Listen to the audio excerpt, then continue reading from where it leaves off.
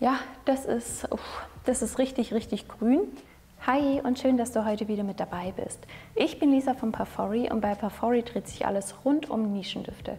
Wenn du also genauso duftverrückt bist wie wir, dann abonniere am besten gleich den Channel und aktiviere die Glocke, damit du keine neuen Videos mehr verpasst. Heute habe ich dir 5 ganz tolle, grüne, frische, tolle Düfte mitgebracht, die jetzt auch perfekt so in den Frühlingsanfang passen. Aber kleiner Spoiler vorweg, die eignen sich natürlich nicht nur für die wärmeren Tage, sondern auch für die etwas kühleren. Insofern würde ich sagen, wir starten gleich mal rein. Der erste Duft, den ich mitgebracht habe, ist von der tollen Marke Commodity, der Moss Plus. Und Commodity ist wirklich eine sehr, sehr besondere Marke, denn die haben einen sogenannten Scent Space und man kann da quasi individuell entscheiden, wie stark der Duft projizieren soll.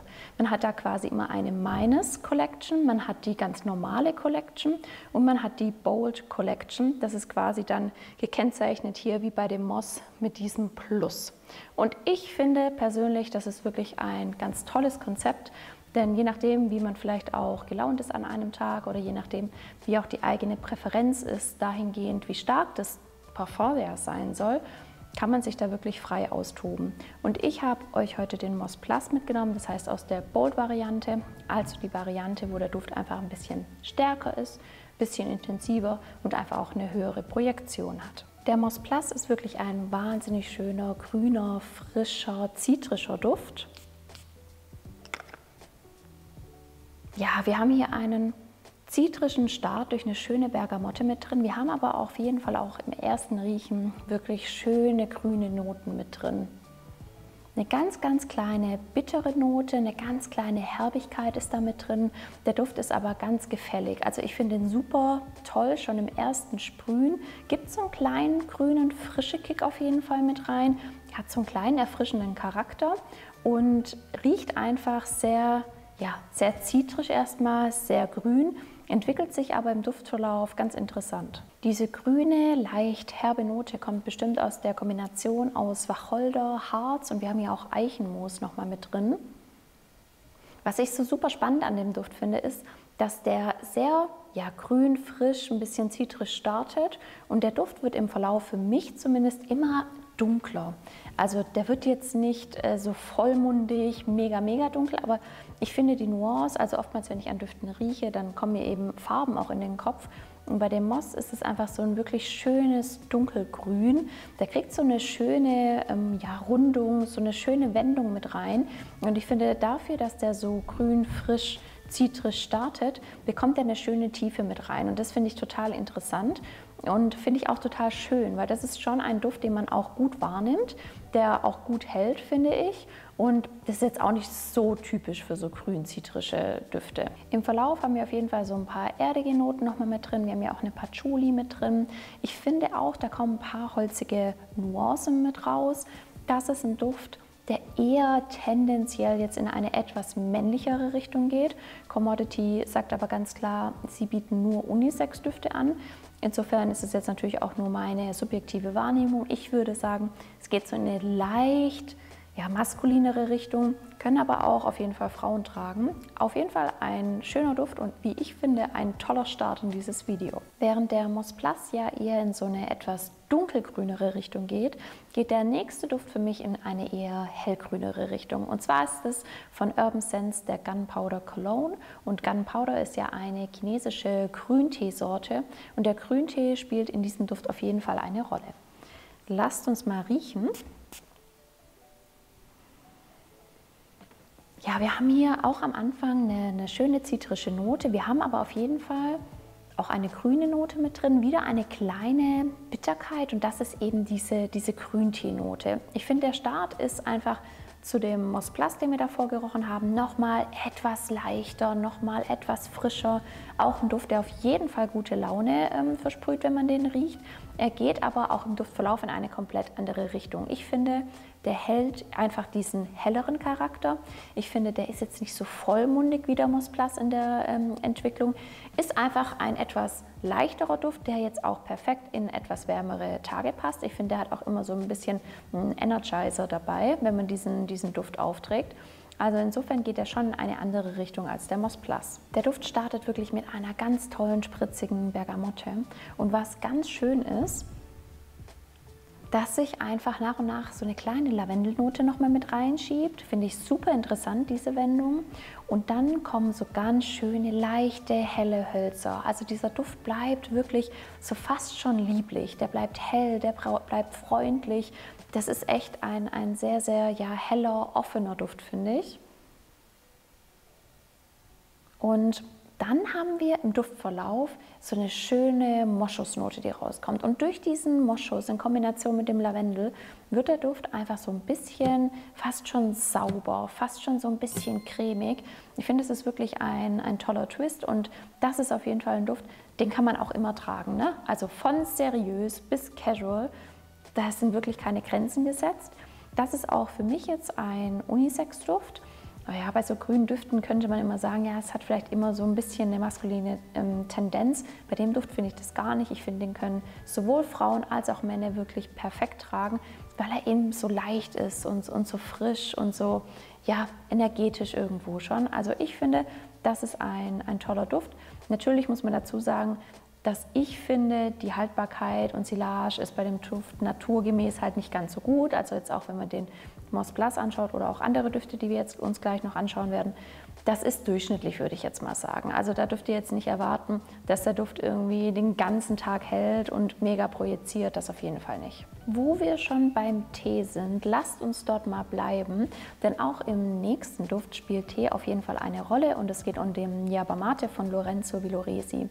Und wer auf kräuteriges oder krautiges, würziges, sattes Grün steht, der ist auf jeden Fall bei dem Yerba Mate richtig. Ich finde, das ist so der Inbegriff von grünen Düften.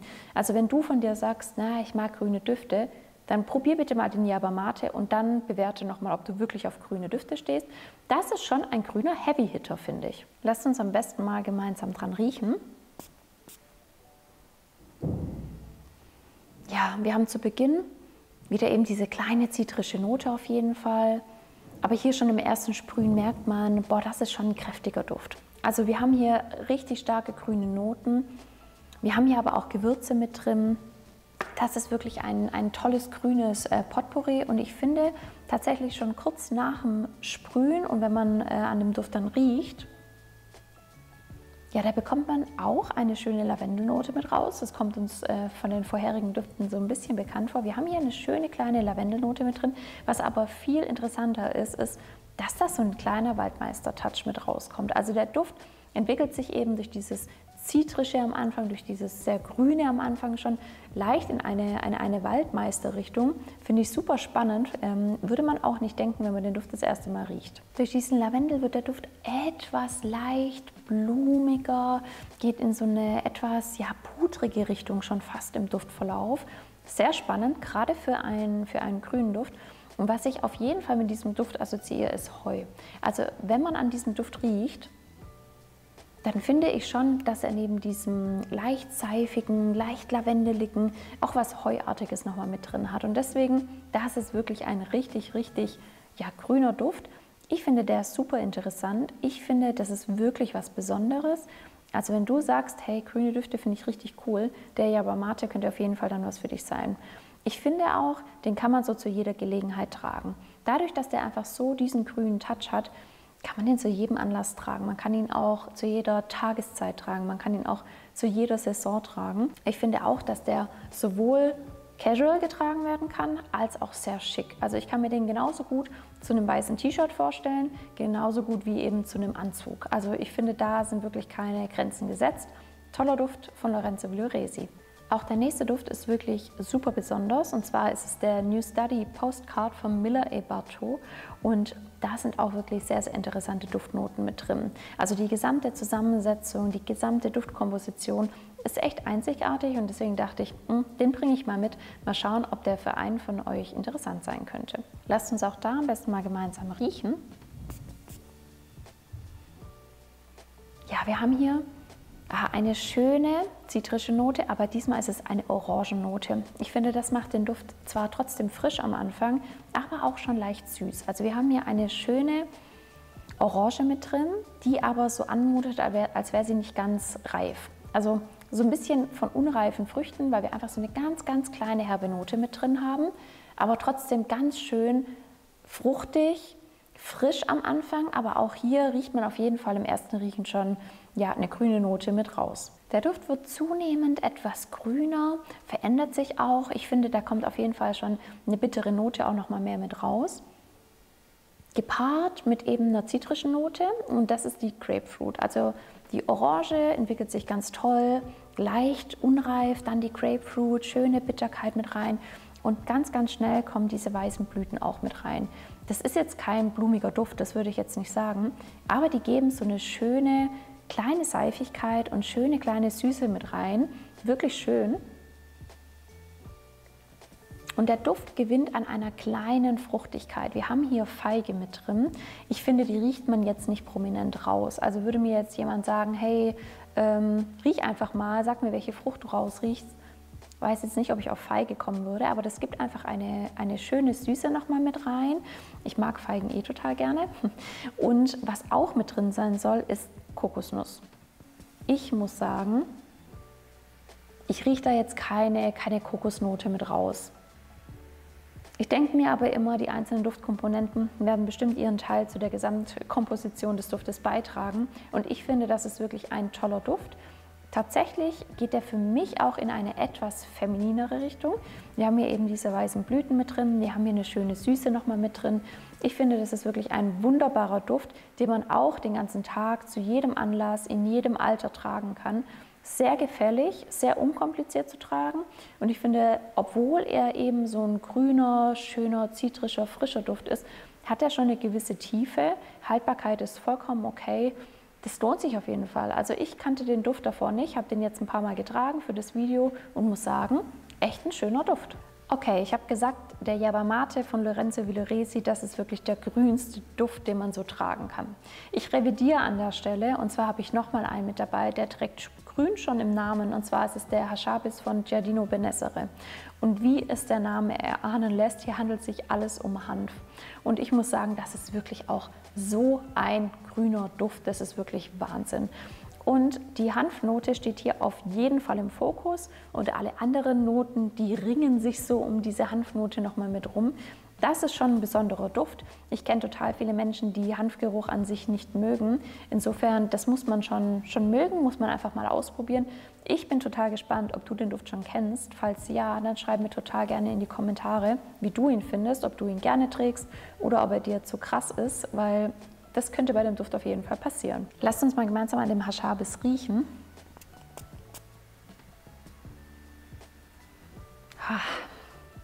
Ja, das ist richtig, richtig grün. Wahnsinn. Also wir haben schon zu Beginn auf jeden Fall diese Hanfnote mit drin, eine sehr grüne Note. Ich finde aber die Kombination so spannend, denn wir haben hier tolle Beeren mit drin. Diese Früchte geben eine schöne Süße auf jeden Fall mit rein. Das riecht man auch am Anfang schon.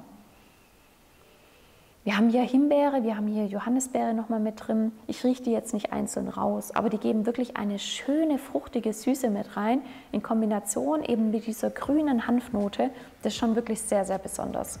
Die Hanfnote gibt eine schöne Würzigkeit mit rein, beziehungsweise so eine gewisse herbe Note. Wir haben hier eine schöne Wacholder mit drin, die verleiht so ein bisschen Wärme und die Duftentwicklung ist wirklich super interessant. Also alles dreht sich um die Hanfnote, drumherum haben wir Beeren, wir haben eben hier eine Wacholder, wir haben hier auch eine schöne, leichte holzige Note. Die ist für mich aber so ein bisschen im Hintergrund, macht so eine schöne Basis, gibt einfach nochmal schon so eine schöne Holzigkeit nochmal mit rein. Aber ja, was soll ich sagen, die Hanfnote steht einfach im Fokus. Der Duft ist wirklich für alle geeignet, die sagen, boah, ich habe die Schnauze voll von so grünen, frischen Sommerdüften. Ich möchte mal was irgendwie ein Statement setzt. Dann probier auf jeden Fall mal den Haschabis aus. Ich bin so gespannt, was ihr dazu sagt.